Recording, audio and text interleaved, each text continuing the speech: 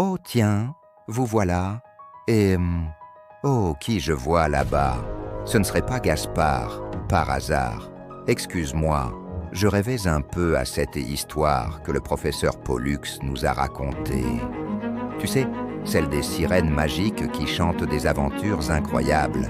Mais aujourd'hui, je vais te raconter une histoire que tu connais très bien, car il s'agit de la tienne. Dans un monde où les défis sont grands, un héros inattendu s'apprête à faire vrombir les cœurs. Voici Gaspard, débrouillard, intrépide et prêt à foncer à toute vitesse, surtout quand il s'agit de revoir Cars pour la 48e fois. Et maintenant, je vous laisse apprécier ce court-métrage hors du temps.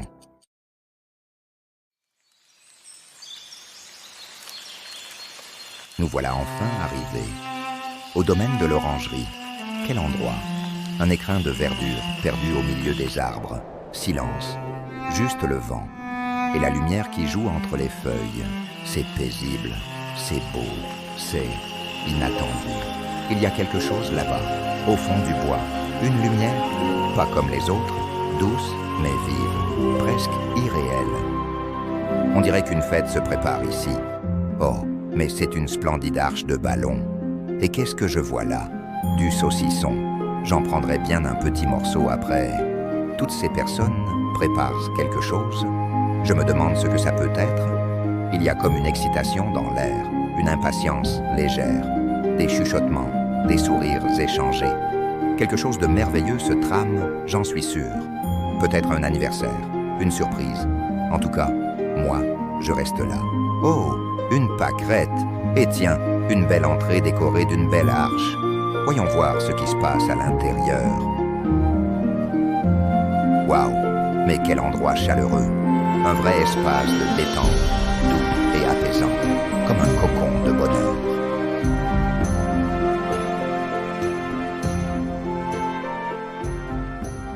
Et maintenant, place à l'arrivée de notre grand héros, Gaspard.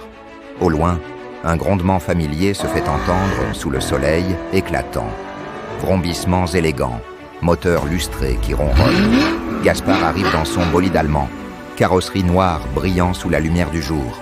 Il freine en douceur devant l'arche décorée. Les pneus crissent légèrement sur le gravier.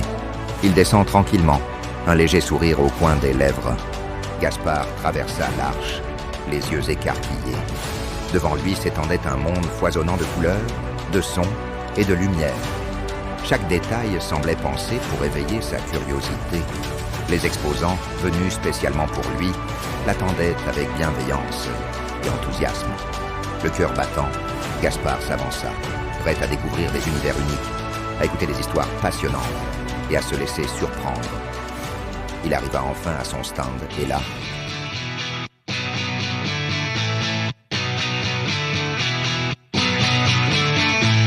American made, but life Chevrolet.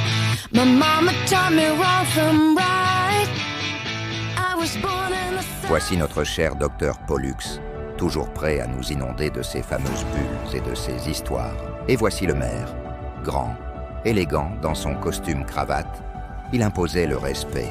Gaspard, tout intimidé, fit tomber sa baguette, puis resta là, silencieux, à l'écouter avec admiration.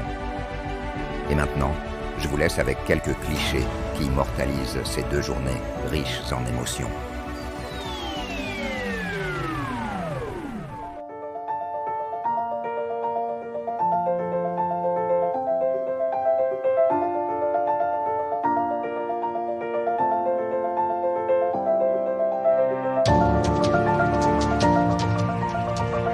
Et voilà, c'est la fin de cette histoire. J'espère qu'elle vous aura touché autant qu'elle m'a marqué.